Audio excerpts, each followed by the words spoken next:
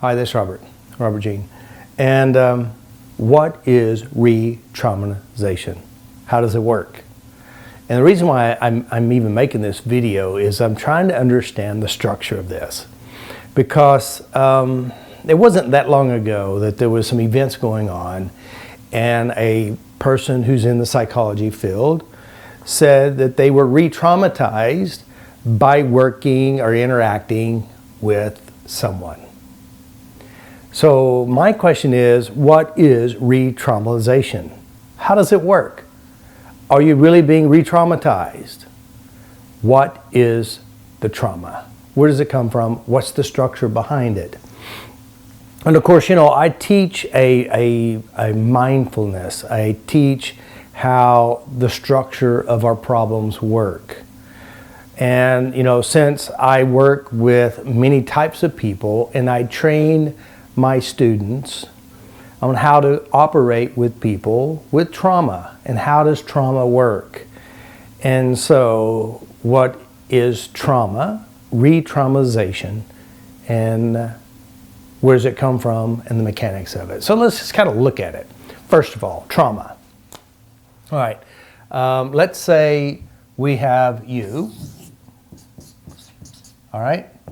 Now inside you, let's say you've had some experiences from your past. Let's say you had an abusive father, an abusive brother, an abusive husband, and you've had some very unpleasant experiences, some really bad ones, all right? So inside you, you have what we would call triggers. So you have trigger, trigger, trigger, trigger.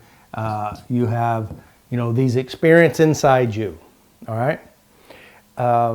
And so you decide you want to go to a therapist, some kind of therapy, all right?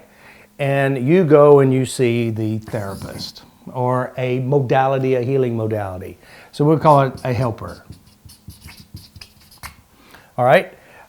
This person, you, whoever you are, you decide to go see them. You walk into the room and all of a sudden you're being triggered from one of your experiences that you have experienced from your past. And when you interact with this therapist, all of a sudden you're going into what you would call a traumatic reaction. All right, so here it is. Just by talking to this person or even look at this person, they may look like your father or something. All of a sudden you're being triggered, and some people will say re-traumatized. Now here's the question. Just because they come into your office and they're sitting in front of you and they're saying, you re-traumatize me by merely doing nothing or talking or asking questions. All of a sudden, what's inside them comes out, and then they have a tendency to blame the helper. Now, the real deal is, what do you do with this? And how do you handle this style of person?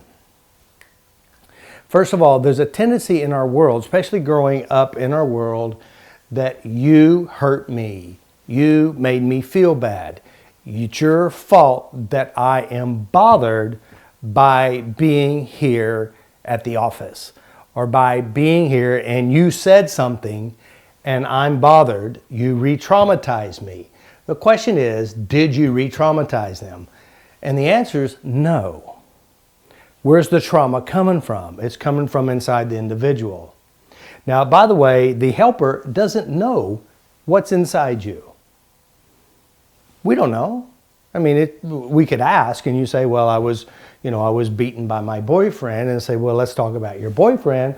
All of a sudden, this person goes into their triggered trauma trance. All of a sudden, they're saying, you made me feel bad because you talked about my problem. So did the helper re-traumatize you? Or did the helper have a flashlight and talk, and all of a sudden you are re-traumatizing yourself? Now here's the biggest problem that I see.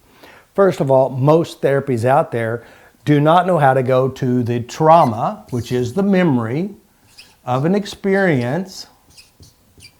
And so this memory sits inside them, everywhere they go, they talk about it for years and rehearsing, talking, re-feeling, and re-experiencing. Is it re-traumatization? If you go to see a therapist, a helper, and they want to help you, you bring your stuff to the process, and yet we don't know what's inside your mind. Are we re-traumatizing you? Or are we actually looking inside you to help you change memory? Re-traumatization. Now, I can understand, for example, let's say, for example, you were shoved in a closet, and that's one of your traumas in your life. And so you come to see a therapist, and they shove you in the closet and they shut the door. Did they re-traumatize you, or did they just add more to your trauma? They may add more. Now, by the way, they may not even know that you have a closet problem.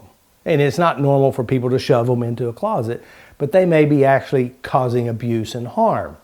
There is a difference when you have somebody physically and emotionally abusing you, physically and emotionally controlling you and trying to hurt you intentionally.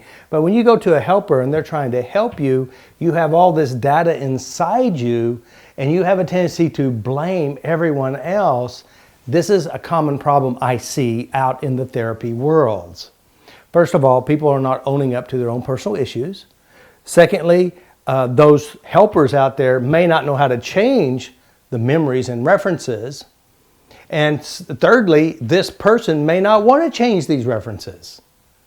They may want to keep them, and then they take this dynamics, which is emotional pains and hurts, everywhere they go, and they're blaming every modality that they experience. I remember this one lady who was her whole experiences had bad nun experiences, bad boyfriend experiences, abuses and traumas by fathers, aunts, and uncles, and all kinds of stuff.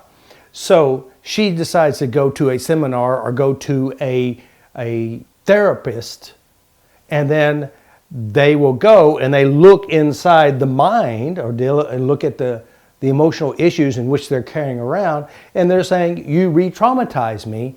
Was it re-trauma, or did they actually just have you look, or you're being triggered and your stuff is coming out? Where's the responsibility? And again, most people don't own their own stuff and they blame other people for it. So is it re-traumatization if you go see somebody and they talk about some of your stuff and you're paying them to help you change your stuff? See, that's the real question. Where is the line drawn? Now, we know as eutaptics training and as well as FasterEFT, we understand that we have you come into our office and we evaluate and see who you are. We will ask questions like where you come from. Have you had, where's your issue? What do you want to change?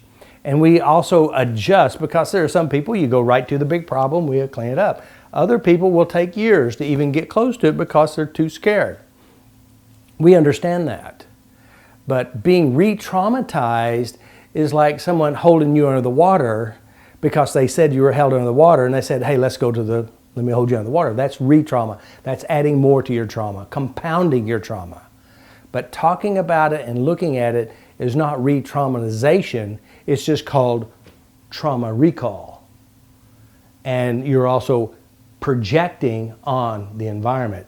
Unfortunately, if you're operating from what we call the law of the model world, you're always blaming your problems on other people. If you're a therapist, if you're in the therapy world and you have never figured out how to change your internal references, your memories, and your own personal references, and you're using the word re-traumatization, you re-traumatize me, and yet we don't know your trauma, I don't believe that's called re-traumatization. It means your stuff is just showing up everywhere you go. That's how life is. And the only way to avoid re-traumatization, which is bringing back your stuff, is not to look inside yourself and lock yourself in a bubble and not leave your home. But then again, the sounds outside you, TVs outside you, the energies around you will re-traumatize you, or better yet, will bring to surface what you're already holding inside. So re-traumatization. Are you really re-traumatizing someone because you talk and you're not for sure what it is and you want to help and change? Or is it that they have so many emotional issues inside themselves that it's going to show up anyway? But the problem that I have noticed in the world of help is that, first of all, they're never trained to change memories. They don't know how to change big trauma, little trauma, all traumas. And that's one of the things that we do in FasterEFT eutaptics is we teach people how the brain works. Because honestly, all these little T's, these little memories and triggers and trances are all built from your past, and you can change the past. You can change the memories inside yourself.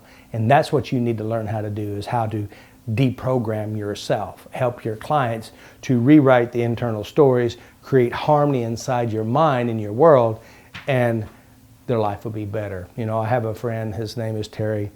Terry is a psychologist, and he's been on antidepressants. He's had all these different things, and he came to FasterEFT. He came to FasterEFT, and he started working on his trauma trances, and he's no longer on antidepressants. He's no longer having the emotional issues he used to have. And, you know, and this amazing thing that this psychologist who's been in the field for years, his life has transformed by using what I teach. And I do thank you, Terry, and I'm very honored that you're a part of the team.